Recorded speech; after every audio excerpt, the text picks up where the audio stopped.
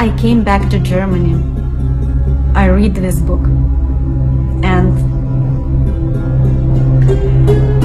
my head made this kind of explosion. It was, I couldn't believe what I was reading. बिस्मिल्लाहिर्रहमानिर्रहीम। अस्सलामु अलैकुम नाज़रीन। दुनिया में ऐसे ऐसे ममालिक हैं जिनके शायद नाम भी बेशतर अफराद ने नहीं सुन रखे, मगर वहाँ भी इस्लाम की रोशनी फैल रही है। सच कहीं भी हो, उसके पैरोकार हमेशा कामयाब रहते हैं। यही मामला इस्लाम का भी है, जो एक आलमगीर सच्चाई है और दुनिया के कोने कोने में फैल रही है।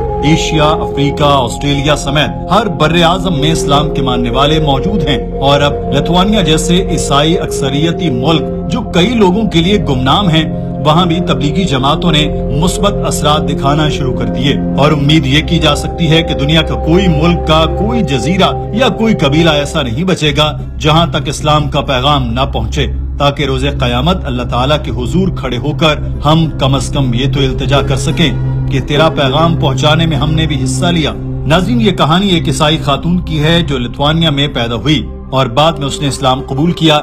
ये कहानी इसी बहन की जुबानी सुनते हैं। कैमरे के सामने बातचीत करते हुए उस खातून ने कहा कि मेरी कहानी लिथुआनिया के एक साहिली कस्बे से शुरू होती है, जहां मैं 12 साल तक रही। वहां के रहने वाले ज्यादातर लोग कैथोलिक ईसाई हैं।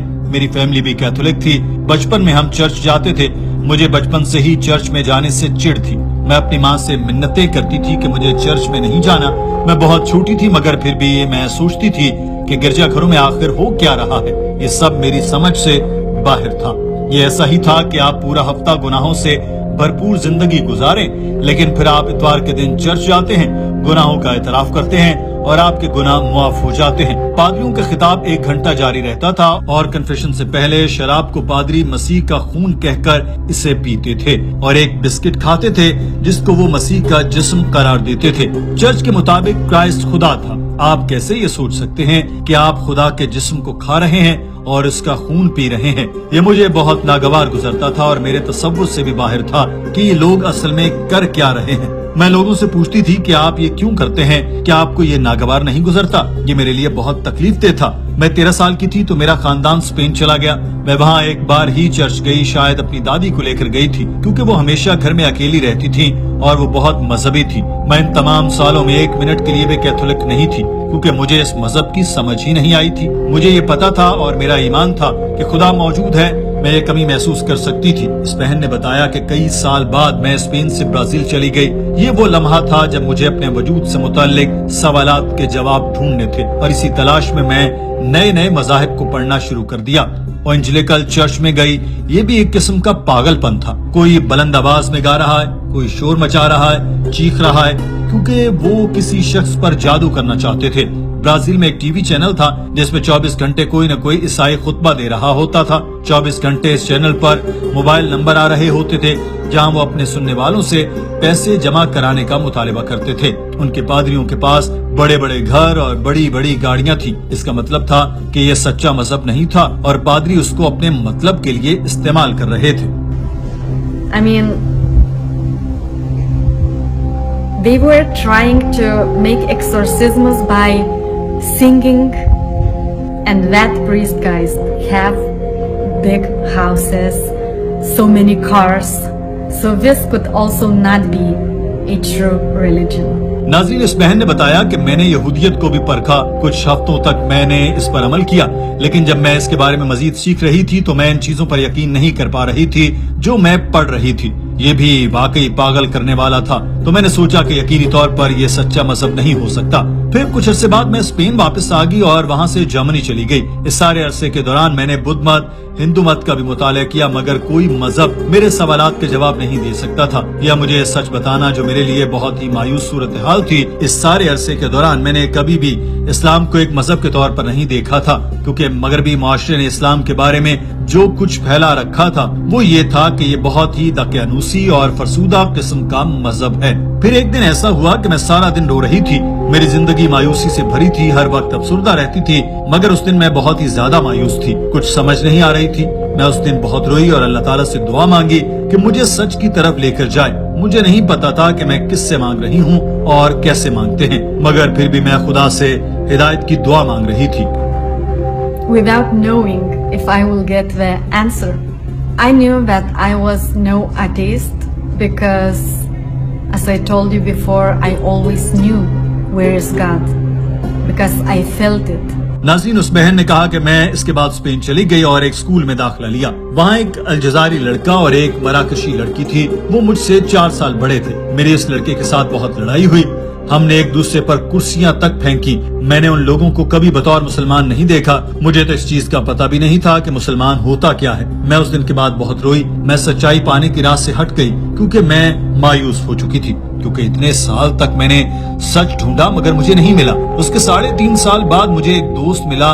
वो मुसलमान था और आज मेरा शौहर है। मुझे मिला था कि वो शराब नहीं पीता और ना सूअर का गोश्त खाता है। मुझे इसकी परवाह नहीं थी कि वो ऐसा क्यों करता है, लेकिन एक दिन रमजान का रोजा था तो उसने खाने से मना कर दिया।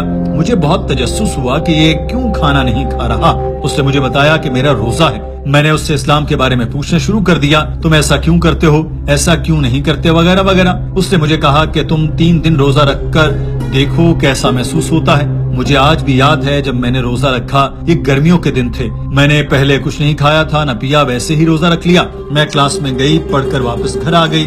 मुझे सर में दर्द शुरू हो गया मगर अभी 4 घंटे का रोजा रहता था। मैंने रोजा तोड़ लिया, लेकिन इस तजुर्बे ने मेरे सामने बहुत से सवाल खड़े कर दिए। मैं इन सवालों के जवाब चाहती थी, मुझे वो जवाब मिले, मगर वो मेरे लिए समझने बहुत मुश्किल थे। लेकिन फिर भी मैं इस्लाम के बारे में वाकई कायल हो गई थी, क्योंकि ये वाहिद मजहब था जो मेरे सवालों के जवाब देता था। Maybe some of the answers doesn't convince me.